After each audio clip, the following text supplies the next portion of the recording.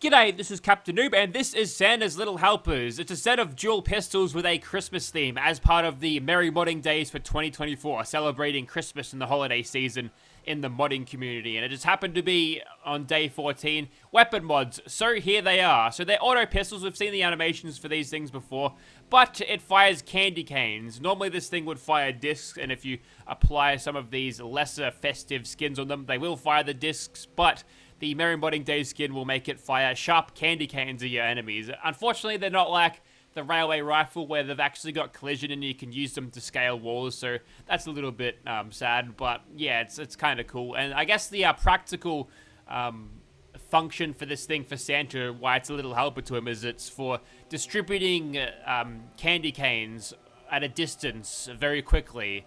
Obviously, firing candy canes at rifle velocity and at close range is going to potentially hurt people, so it also doubles as a weapon. But this thing is more of a tool to deliver candy canes to children with a sweet tooth, I suppose, because, you know, Santa doesn't go around killing people, does he?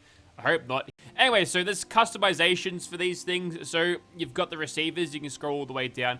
For the advanced receivers, giving you a somewhat good DPS at just under 2,000, 169 damage. That's not too bad at all. And we'll move on. Next, we've got the zoom levels. This is just as much as you zoom in when you aim down sights in first person. So we'll go for the maximum 2 times, because if we want to have 0 times or no time zooming, then we'll just hip fire instead. That makes sense to me. Next, you've got a legendary effect provided by legendary modification. We'll refrain from attaching any legendaries. And lastly, you've got the skin. Obviously, you've got the festive one here and the lesser ones. And these pistols, they kind of look like the Shadow Keepers from XCOM 2, which is actually kind of awesome. I hope this sort of comes back in a standalone singular pistol form, where we can experience a true version of a Shadow Keeper pistol from XCOM 2 and Fallout 4. Maybe, but we'll see. And his little helpers can be located in Listening Post Bravo, which is a location that you might be familiar with if you've ever done the Brotherhood of Steel questline. This is where Dance flees to after being discovered as a synth, and you can have this little confrontation with Maxon if you refuse to kill him out here, which is why they've set up a light post there to light up the area for dramatic effect during that. Anyway, so all you need to do, walk through the front door, go to this desk, and you've got your dual auto pistols right there, complete with a near animation for picking them up, which goes into first and third person, not necessarily in that order though. And after you're done looking at them, the animation will play, and then you can craft these and the ammunition that it fires on a chemistry workbench under dual pistols. So let's go and see that.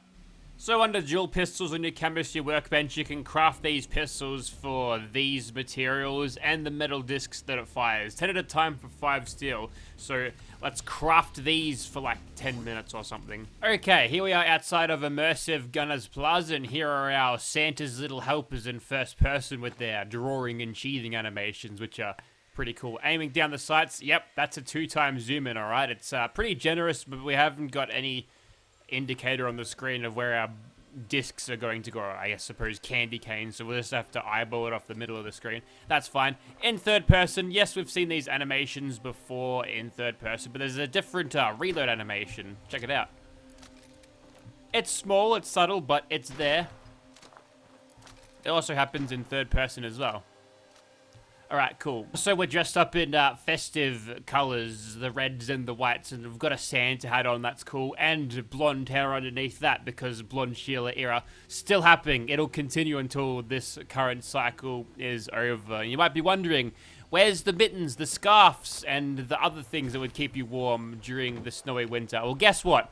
I'm in the southern hemisphere. Currently, we're going through the Australian summer, and it's warm here. So if you can hear the fans roaring, that is why. Anyway, so there's some bugs around here. We'll clear them up as much as we possibly can. There we go. And now we're going to do the biggest gun foo streak you've ever seen. Because look at the AP usage. You may have noticed it before when shooting at the mosquito, but it's different now. Look at this. Every 4th target and beyond is going to be an automatic crit. So with that in mind, we use up what crits we have left, and then infinite crits for the rest of them. And provided we've got direct line of sight to these guys, we're going to hit them for crits and they're going to do a whole lot of damage. See, those ones missed because these are missile projectiles and they don't work the same way as your standard bullet projectiles where it'll penetrate through walls. They get stopped by that sort of collision. Perhaps an unnecessary final burst. She's got a candy cane sticking out of her face. Oh, she's got multiple now. Now she's got none. You probably won't be able to see that on the YouTube compression version of this thing, but she definitely had that, and there's someone right there. Have you still not seen me? Oh, you've got a Dragunov. See, there we go. Now, can you recover those candy canes? You cannot, but they're definitely there. That's some accuracy. Alright, so we're going to pick our battles a little bit more carefully than charging in with candy cane shooters. We're going to go over here, and we'll circle around and then come back. We've got an idiot savant proc right now, so am I being greedy by getting all of these extra XP? See, if we level up, actually we kind of don't need to level up right now, but we've got access to a potentially pretty high gun fu streak, so let's see that happen. Idiot savant unfortunately wore off before we could see the most of that, but okay, that means we get to keep that potential level up in hand for a dire emergency, like if I were to physics death on that car. It's definitely never happened before, ever. Ever.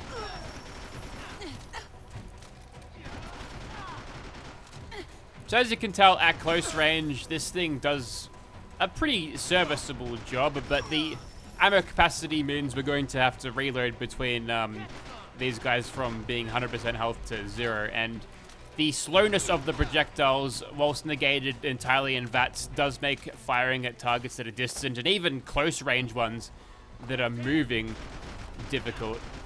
You could argue skill issue, and I would agree with that, but the majority of these guns in the game, even the mod ones, are hit scan, so you get used to pointing and clicking at your enemies, and then somehow, or sometimes you get a big curveball, and the fact these projectiles are slow.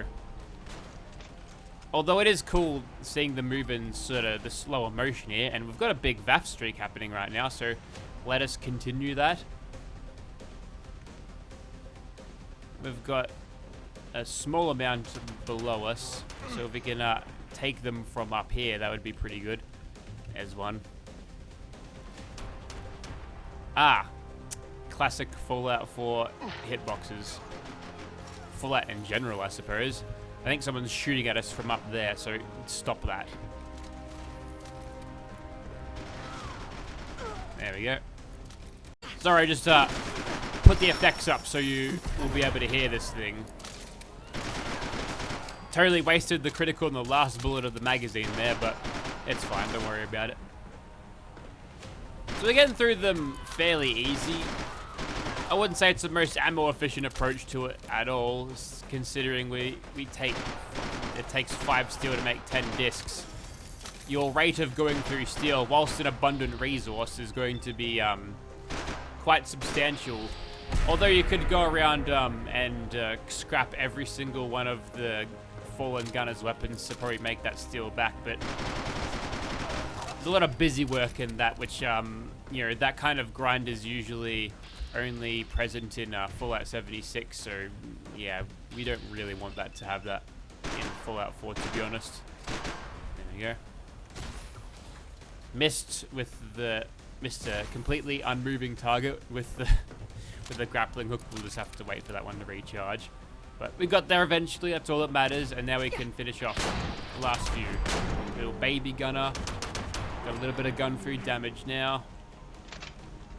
Throw a fresh tube magazine into this thing, and where is he? There you are. Come out. Suppressing fire with candy canes. Nope. Surprised I didn't take full damage.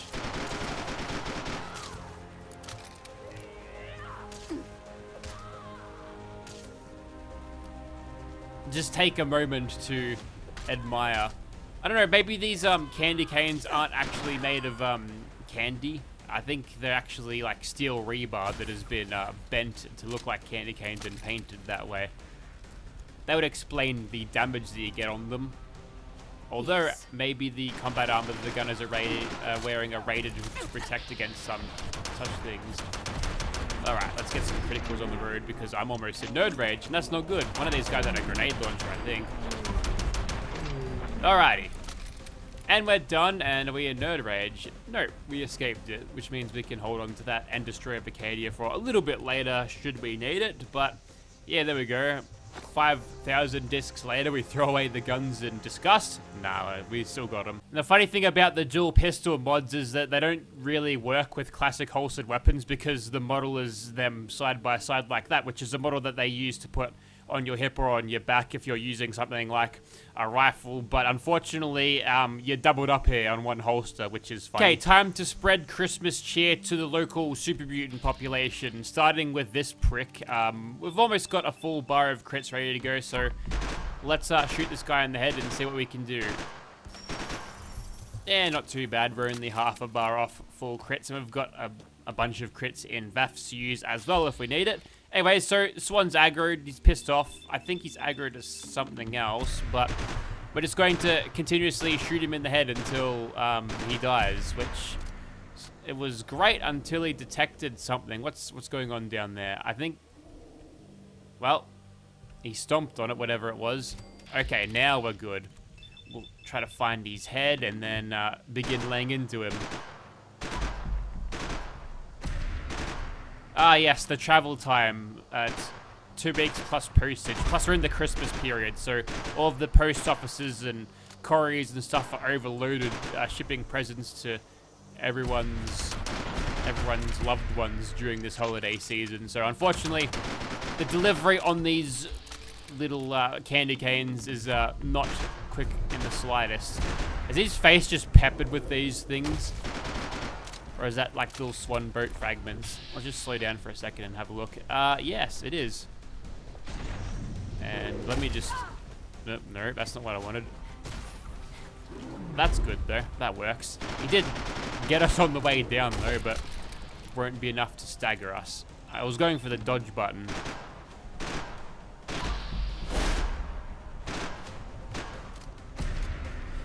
I feel like something like either Bats Enhanced or Lucky on this thing would be incredibly powerful. Okay, time to get serious about dodging. Go on. Nope. Nope. Not happening, mate.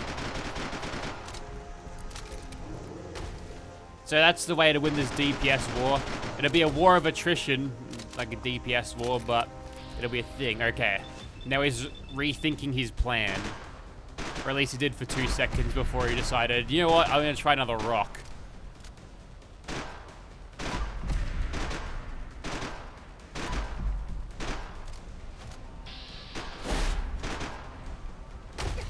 Oh, that one worked that time. That's 2 in a row he's got me with. Okay, looks like he was right to stick with the rock plan. But, unfortunately, you've activated my trap card, which is Nerd Rage. Slow down time and do more damage. I'm just gonna stand there and take it. Like a Skyrim mammoth with broken pathing. Fine, that's good. Merry Christmas, Swan, and a Happy New Year. Also, yippee-ki-yay, motherfucker. What are the other Christmas one-liners out there? And what did he have for our troubles? A Ghoul Slayer's Disciple's Cutlass. The glowing packs it is carrying. And glowing blood packs. They're worth way more. Okay. And with that, I think you get the idea. So that there was Santa's little helper. And it was an interesting weapon. Hopefully it comes back and is expanded upon in its own form. Out of this sort of this Christmas gimmick skin sort of thing, but I think there's potential there. It was kind of fun as a cool gimmick weapon for something to mess around with, but you know, before the year's over, just want to have a bit of a mess around with cool Fallout guns with a Christmas theme. Then sure, it does its job, but it's nothing too groundbreaking. But for what it's worth, a cool gimmick weapon and worth having a look at if you are in the festive mood, or if you've got a bunch of Christmas mods loaded in. before the holiday season ends to play forward on, then yeah, it's fine. Check it out. Have a look. Thank you very much for watching, guys.